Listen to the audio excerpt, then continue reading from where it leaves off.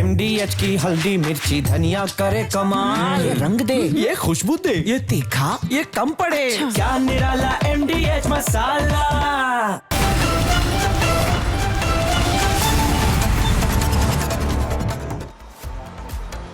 नमस्कार, पूछता है भारत ग्राउंड जीरो से में स्वागत है आपका। मैं हूं अमृत तिवारी और आज पूछता है भारत ग्राउंड जीरो से लेकर सीधे ग्राउंड जीरो जोधपुर में मौजूद हूं। मेरे साथ मुंबई से सत्य प्रकाश और जम्मू से गुरसिमरन भी मौजूद है। देश की 3 बड़ी खबरों से सीधे ग्राउंड जीरो से आपको रूबरू कराएंगे, लेकिन सबसे पहले बात पूछता है भारत ग्राउंड जीरो से में जोधपुर की खबर की। साध्वी प्रेम बाईसा के मौत को लेकर उलझी गुत्थी की, जहां साध्वी प्रेम बाईसा की मौत और उसके बाद मामले में जांच का सिलसिला जारी है। आज पूरे दिन एसआईटी की टीम ने सबूत इकट्ठा किए, लेकिन यह पता नहीं चल पा रहा कि साध्वी प्रेम बाईसा की मौत आखिर कैसे हुई है। क्या साध्वी प्रेम बाईसा को जहर दिया गया या फिर इंजेक्शन का ओवरडोज, और अगर ओवरडोज भी तो इतना कि महज 30 सेकंड के अंदर साध्वी प्रेम बाईसा की मौत हो गई। इन तमाम सवालों की पड़ताल एसआईटी की टीम कर रही है, लेकिन सबसे बड़ा सवाल ये कि जिस कंपाउंडर ने साध्वी प्रेम बाईसा को इंजेक्शन दिया, क्या वो किसी के कहने पर या किसी के इशारे पर काम कर रहा था? इन तमाम सवालों के जवाब एसआईटी भी तलाश रही है और हम भी इस पूरे मामले से जुड़ी एक खास रिपोर्ट आपको दिखाते हैं।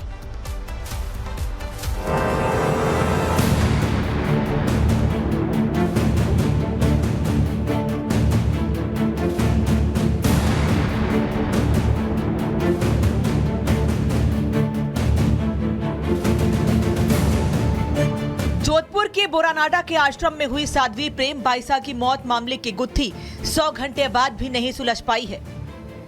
साध्वी की मौत किसी जहरीले इंजेक्शन से हुई है या फिर डेक्सोना के ओवरडोज से, सवाल जस का तस बना हुआ है। एसआईटी मामले की जांच कर रही है, लेकिन एसआईटी की टीम के हाथ अभी तक खाली हैं। जोधपुर के आरती नगर में स्थित आश्रम में एसआईटी ने आज साध्वी प्रेम बाईसा के पिता वीरमनाथ, खाना बनाने वाले रसोइये और आश्रम से जुड़े कई लोगों से लंबी पूछताछ की, लेकिन एसआईटी की जांच भी पोस्टमार्टम रिपोर्ट पर टिकी हुई है। खुद ही आया था, आज लगा के आश्रम आए हुए, तो मेरे को लगा मेरी मौजूदगी में जांच हुए तो ठीक रही। वीरमनाथ जी क्या जांच की अभी अंदर? अभी वो देखा भाई क्या है, किस कुछ सामान भी जो है जो भी टीम ले गई अपने साथ। हाँ, जो भी इनको लगा भी क्या लेना चाहिए वो ले। और किस से पूछताछ हुई है? जो भी है, जो मेरे पास में था और भी कार्यक्रम आपसे पूछताछ हुई और किस से पूछताछ? मेरे से बोला कि भी कैसे घटनाक्रम हुआ, जो भी घटनाक्रम है। साध्वी की मौत की जांच के लिए जोधपुर पुलिस कमिश्नर ने 9 सदस्यों की टीम बनाई थी। एसआईटी की जांच 3 पहलुओं पर टिकी हुई है। पहला वो इंजेक्शन जो साध्वी को दिया गया, दूसरा इंस्टाग्राम अकाउंट से पोस्ट किए गए सुसाइड नोट की सच्चाई का पता लगाना, और तीसरा साध्वी के वायरल वीडियो का ब्लैकमेलिंग कनेक्शन। कई नए तथ्य भी सामने आ रहे हैं धीरे धीरे चीज़ों के। कई बातें हैं जो सुनी सुनाई भी हैं, उनकी पुष्टि करने के लिए, उनकी तस्दीक करने के लिए उनसे जानकारी प्राप्त की जा रही है, और एफएसएल टीम द्वारा पुनः जो प्लेस ऑफ इंसिडेंट है उसका निरीक्षण कराया गया है।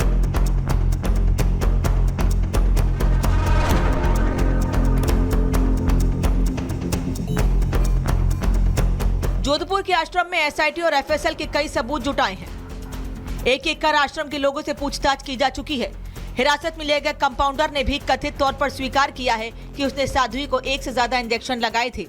ऐसे में पूछता है भारत ग्राउंड जीरो से, क्या इंजेक्शन का ओवरडोज ही साध्वी की मौत की वजह बना? अगर हाँ, तो कंपाउंडर ने इंजेक्शन का ओवरडोज क्यों दिया? क्या किसी के कहने पर कंपाउंडर ने ऐसा किया? क्या कोई है जो नहीं चाहता था कि साध्वी जिंदा बचे? क्या मौत का राज छिपाने के लिए सीसीटीवी से छेड़छाड़ की गई? सारे तथ्यों को देख रही है, एक एक चीज बारीकी से देखा जा रहा है, जिससे कि हम कोरिलेट कर पाए चीजों को और सर्कमस्टेंशियल एविडेंस के साथ आगे बढ़ पाए। जितने भी स्टेक होल्डर्स हैं, आईटी एक्सपर्ट के ओपिनियन है, सोशल मीडिया प्रोफाइल की प्रोफाइलिंग है, पोस्टमार्टम रिपोर्ट जो कि एफएसएल की रिपोर्ट के आने के बाद में आएगी, सबको कोलेट करके फिर एक कंक्लूजन पर पहुंचेंगे। और फिर से मैं कह रहा हूं कि we are on the right track, we will come to the conclusion सून।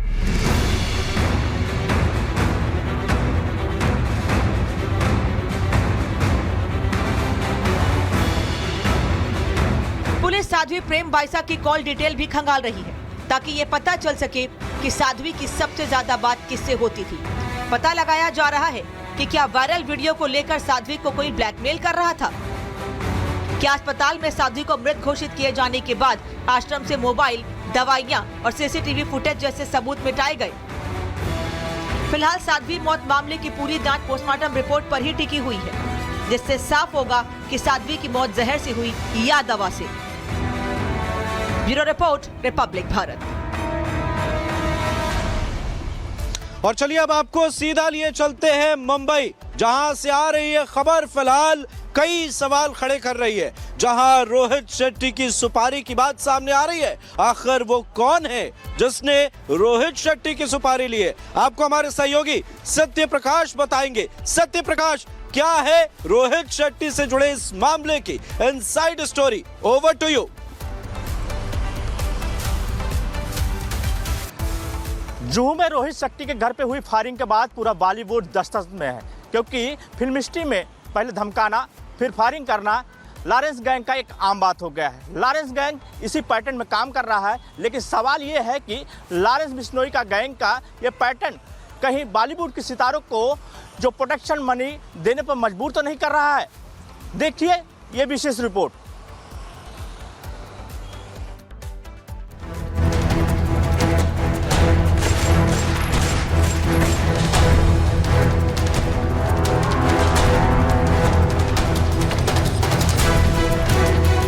धमकी का धंधा करने वाले लॉरेंस बिश्नोई गैंग के निशाने पर अब एक्शन फिल्मों के किंग रोहित शेट्टी आ गए हैं। छोटा सा ट्रेलर दिखाया है, अगर आगे से किसी ने भी हमारी बात नहीं मानी तो घर के बाहर नहीं घर के अंदर गोलियां चलेगी। गैंगस्टर्स की ये चेतावनी सिर्फ रोहित शेट्टी को नहीं बल्कि बॉलीवुड के उस पूरे इकोसिस्टम को है जो देश की आर्थिक नगरी में पैर जमाए हुए हैं, जो फिल्मी दुनिया से कमाई करते हैं। इसी कमाई पर गैंगस्टर्स की काली नजर रहती है।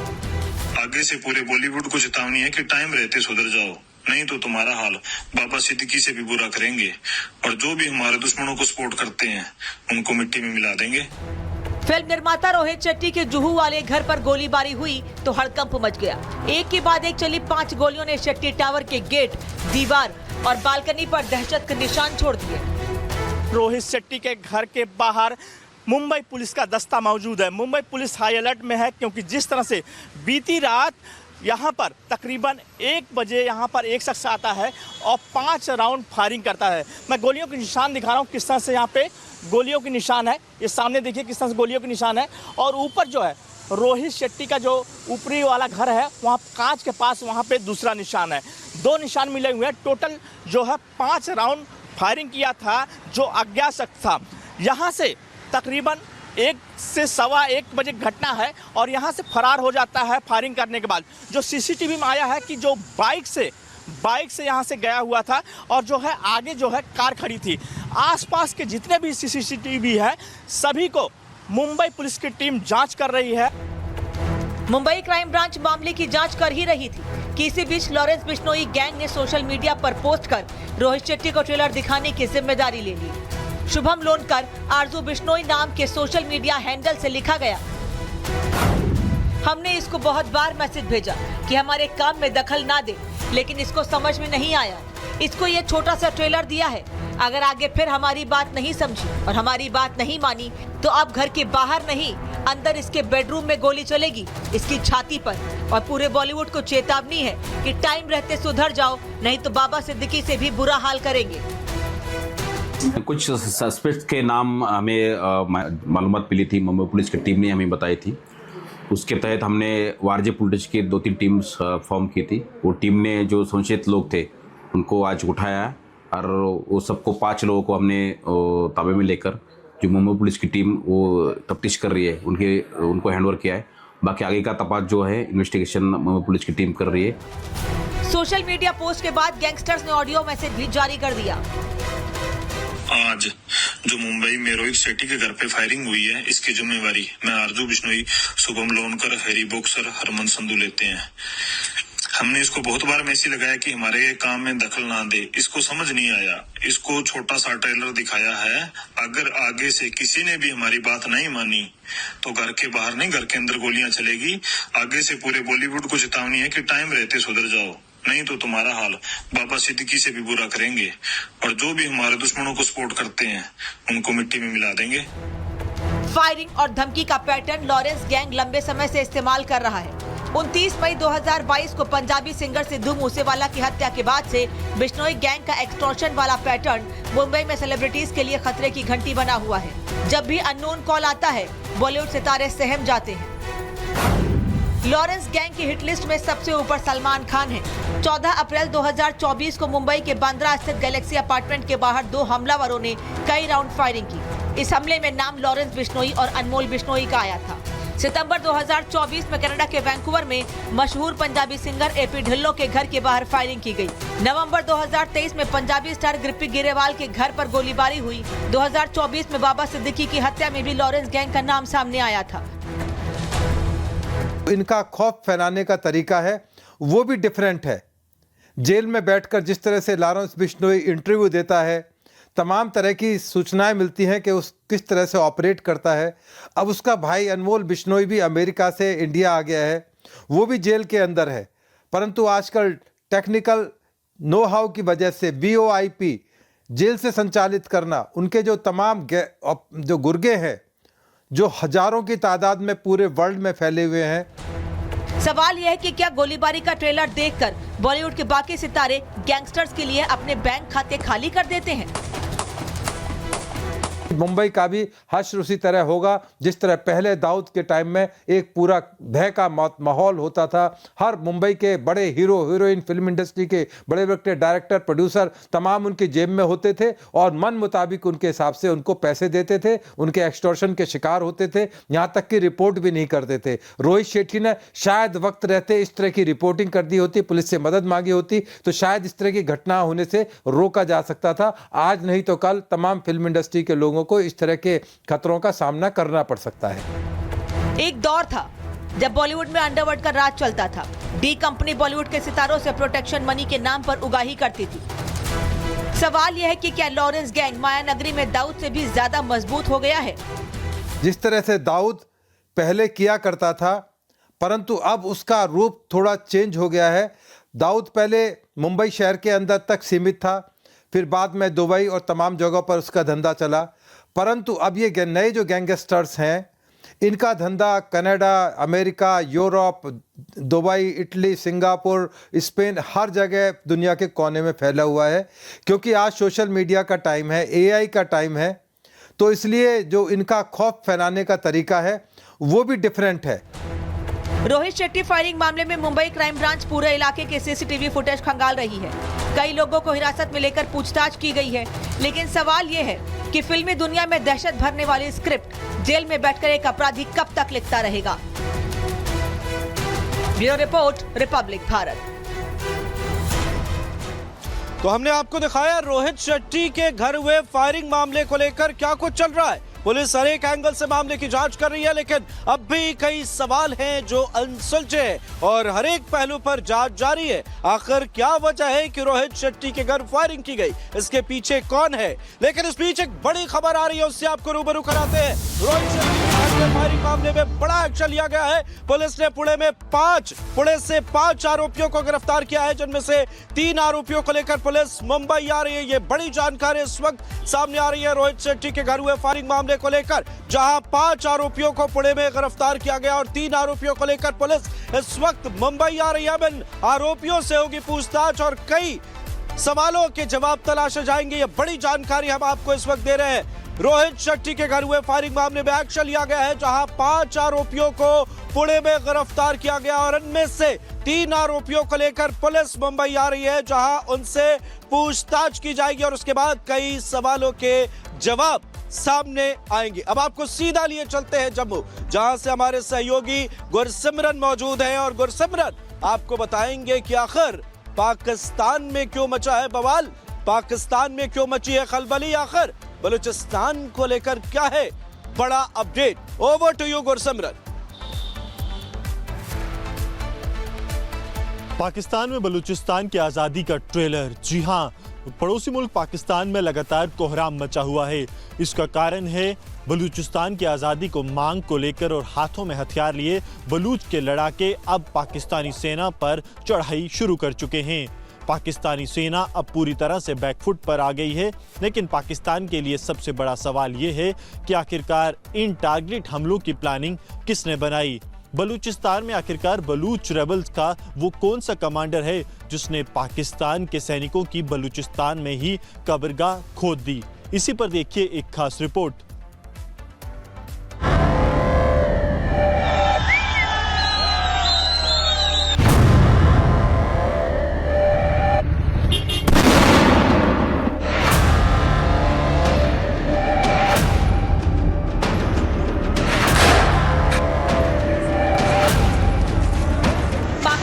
छाती पर चढ़कर बलूचों ने सिर्फ हमला नहीं किया, बल्कि अपने आजादी का बिगुल फूंक दिया है। क्वेटा हो या फिर ग्वादर, हर जगह बलूच लिबरेशन आर्मी के लड़ाकों ने मुल्ला मुनीर के प्यादों को दौड़ा दौड़ा कर पीटा। गोली और बमबारी से सैन्य ठिकानों को तबाह कर दिया।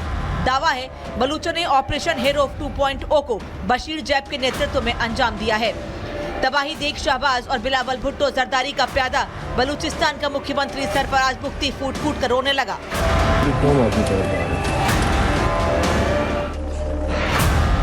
बलूचिस्तान लिबरेशन आर्मी ने एक दो जगह नहीं बल्कि पाकिस्तान के 14 शहरों में 48 जगहों पर तांडव मचाया है। पाकिस्तान के अत्याचार से घायल बलूच अब छिपकर हमला करने की जगह सीधे पाकिस्तान के सैन्य ठिकानों को निस्तनाबूद कर रहे हैं।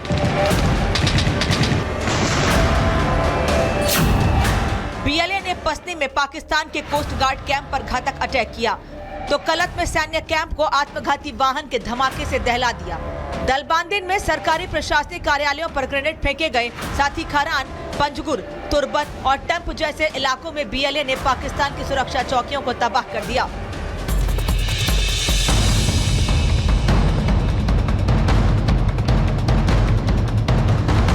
बाइक पर जो बलूच लड़ाका आपको दिख रहा है, ये बशीर जैब है, बीएलए का नया कमांडर। बशीर जैब पहले छात्र नेता था, लेकिन बलूचिस्तान की आजादी की लड़ाई ने बशीर जैब को बीएलए का कमांडर बना दिया।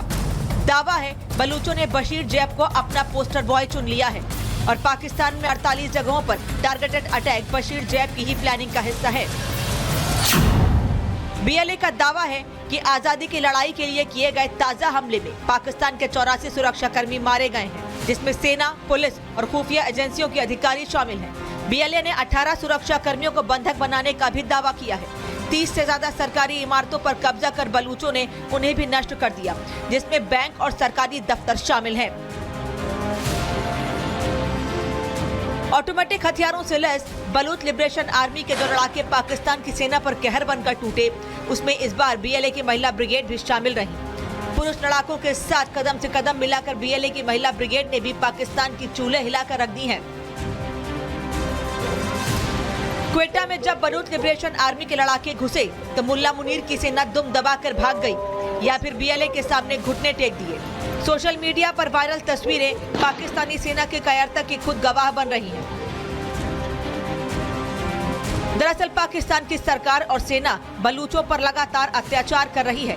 हाल ही में बलूचिस्तान के संसाधनों का सौदा मुनीर और शहबाज ने ट्रंप के साथ कर दिया था। विस्तारवादी चीन ने भी सीपैक के नाम पर बलूचों की जमीन पर कब्जा कर लिया है। यही कारण है बलूचों ने हथियार उठा रखे हैं। मार्च 2025 में बीएलए ने पाकिस्तान की जाफर एक्सप्रेस को हाईजैक कर 450 यात्रियों को बंधक बना लिया था। साथ ही पाकिस्तान के 20 से ज्यादा सैनिकों को मौत के घाट उतार दिया था। अगस्त 2024 में भी बीएलए ने रणनीति के तहत कई पुलों को उड़ा दिया था। हमले में 50 से ज्यादा लोग मारे गए थे। बीएलए की सबसे खतरनाक मजीद ब्रिगेड है। ये ब्रिगेड आत्मघाती हमलों के लिए कुख्यात है। साथ ही बीएलए के पास साडो बटालियन भी है, जो आमने सामने की जंग में पाकिस्तान की सेना के पसीने छुड़ाती है। बलूच लड़ाकों की एक ही मांग है, बलूचिस्तान की संपूर्ण आजादी। Bureau report, Republic Bharat.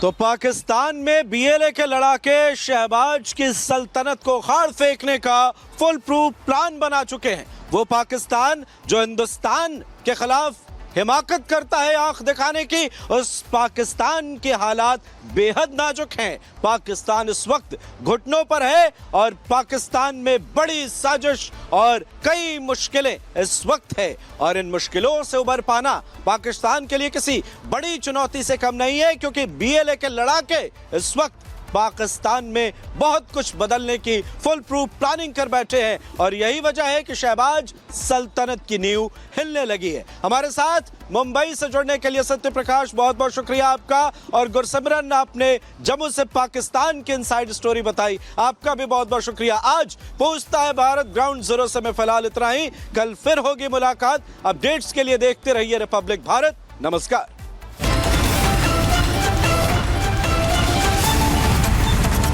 अब आया असली स्वाद। अब आया स्वाद। जब स्वाद के पड़े हो लाले तो MDH का चंकी चाट मसाला डालें। MDH का चंकी चाट मसाला।